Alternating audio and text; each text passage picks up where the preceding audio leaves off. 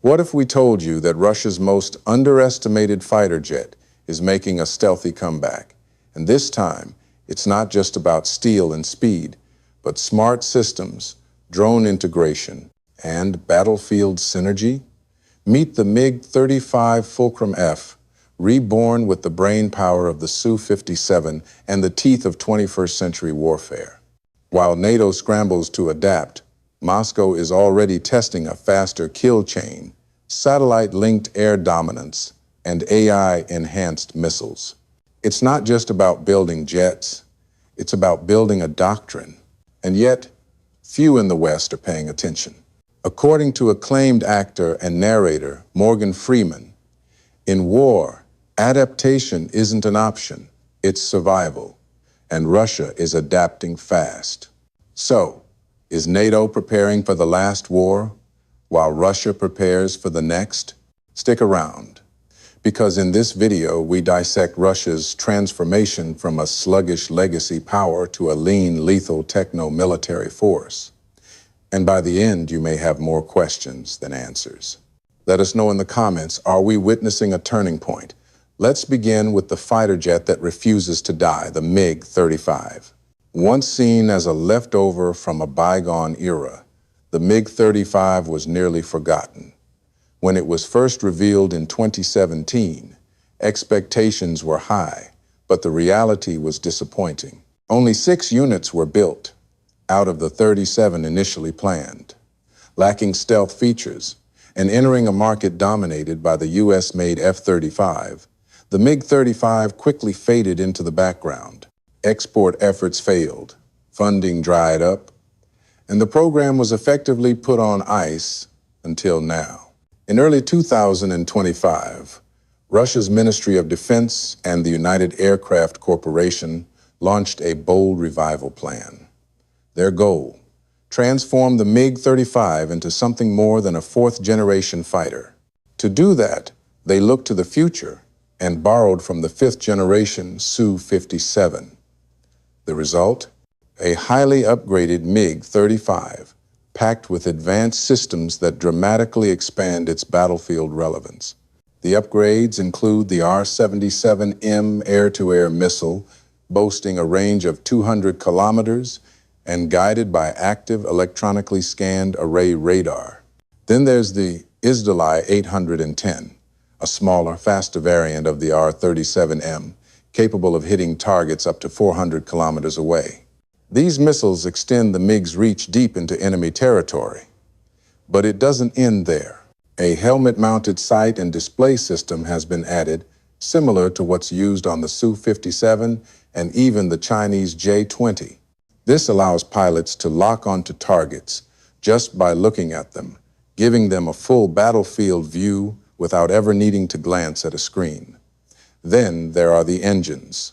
A newer model, derived from the AL-51F boosts, thrust by 9% while reducing fuel burn, which lowers cost and increases endurance.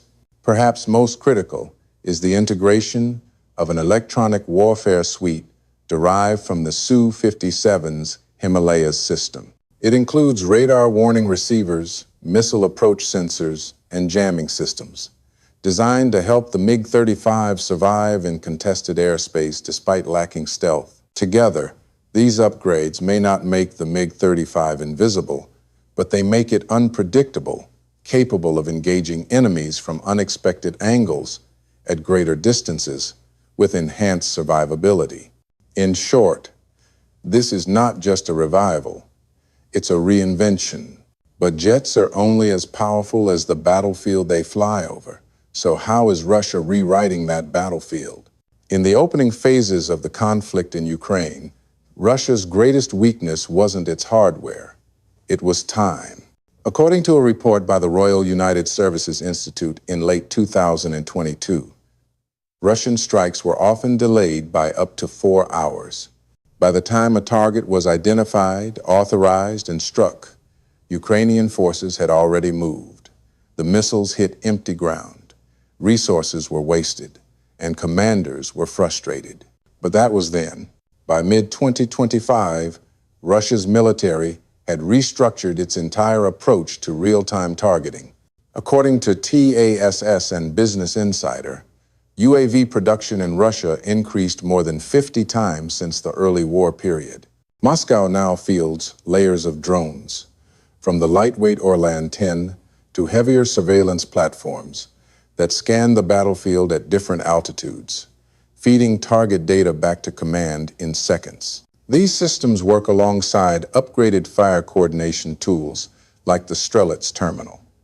This small device, previously underused or even left in soldier backpacks, now plays a critical role. Strelets collects data from drones and recon teams, overlays it on a digital map, and sends firing coordinates straight to artillery crews, sometimes within seconds of a sighting.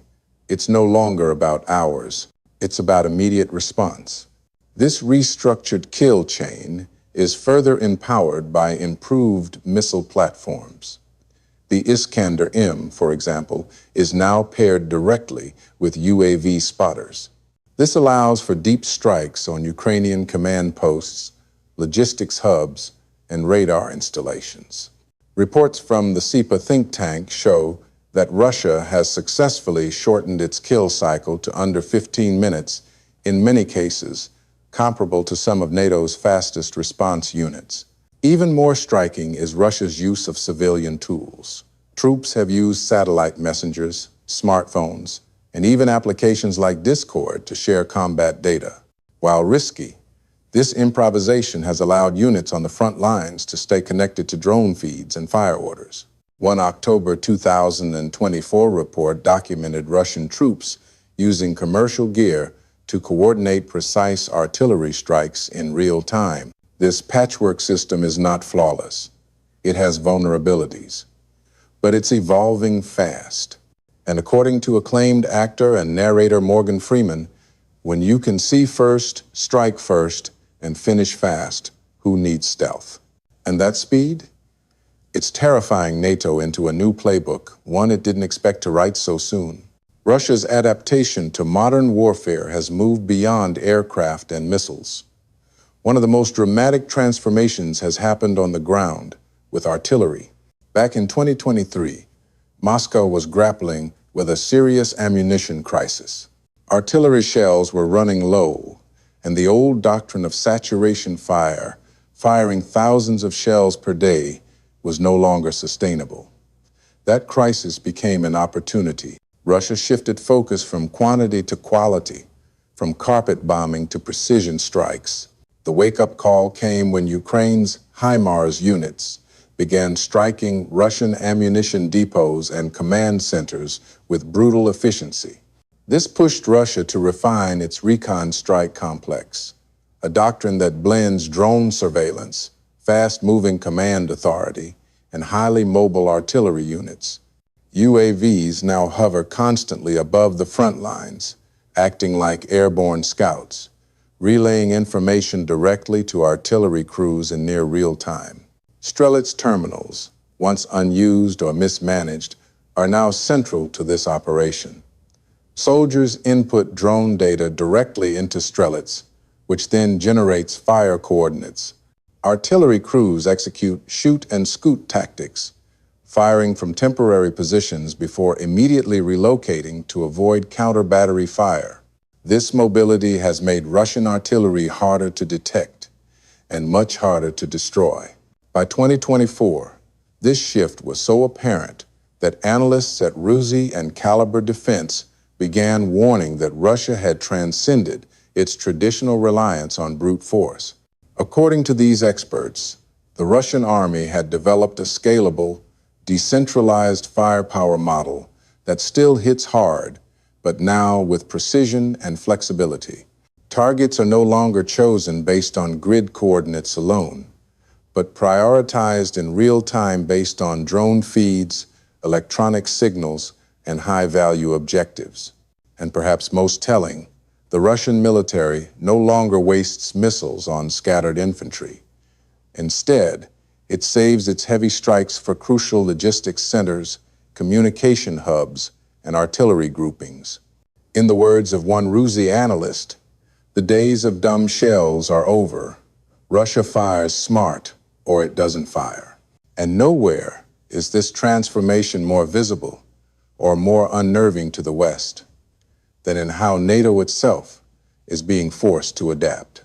For decades, NATO forces believed their edge in technology, training, and air superiority was unshakable.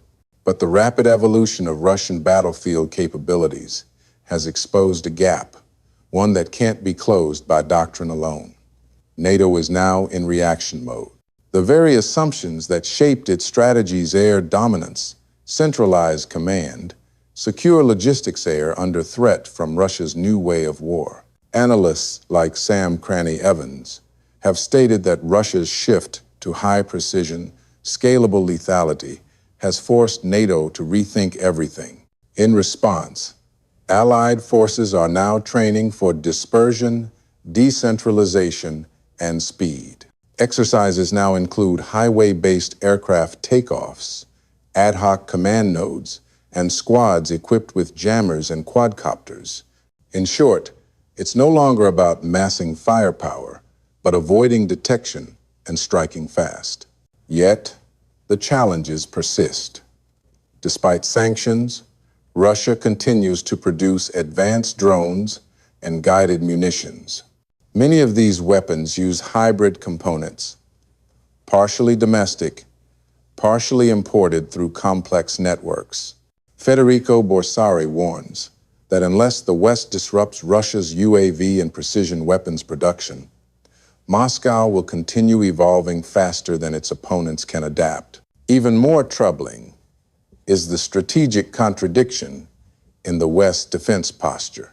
The U.S. and European militaries continue to prioritize large-scale, high-visibility systems like the F-35 over battlefield-proven, adaptable platforms. Meanwhile, Russia is improving platforms like the MiG-35, not because they're cutting edge, but because they work in real, fast-changing conditions. And that matters. While the F-35 dazzles in promotional videos, the MiG-35 is being tailored for practical combat scenarios, using real-time targeting, advanced missiles, and hardened networks. It's not a showpiece. It's a tool. In this war, it's not just hardware that wins. It's the ability to evolve faster than your enemy. At first glance, the MiG-35 is just an aircraft. It lacks stealth. It isn't built with futuristic composites. It doesn't carry the international prestige of an F-35. But that's not the point. The real story isn't about one jet. It's about the ecosystem it now belongs to. The MiG-35 is a symbol of something larger. Russia's shift from slow, industrial warfare to fast, networked, adaptive combat. This aircraft is now paired with fifth-generation electronics, real-time targeting, advanced missiles, and upgraded engines. It's a tool designed not for show, but for survival and superiority in contested regional theaters. Combined with Russia's improved kill chain, artillery precision, and tactical UAV integration, it forms part of a larger doctrine, one that's beginning to outperform expectations. And the real danger? This evolution is happening while much of the West is still debating procurement cycles, legacy systems, and theoretical doctrines. According to acclaimed actor and narrator Morgan Freeman, you don't need to win every battle. You need to make the next one impossible for your enemy to fight. That's what Russia appears to be doing, step by step, piece by piece. If NATO and its allies fail to understand this shift, they may soon find themselves trying to fight a 21st century war with 20th century assumptions. The battlefield has changed. The logic of war has changed. And in the chessboard of modern conflict, Russia is already playing a different game. Let us know your thoughts. Does NATO still have the upper hand, or is it reacting to a war it no longer understands?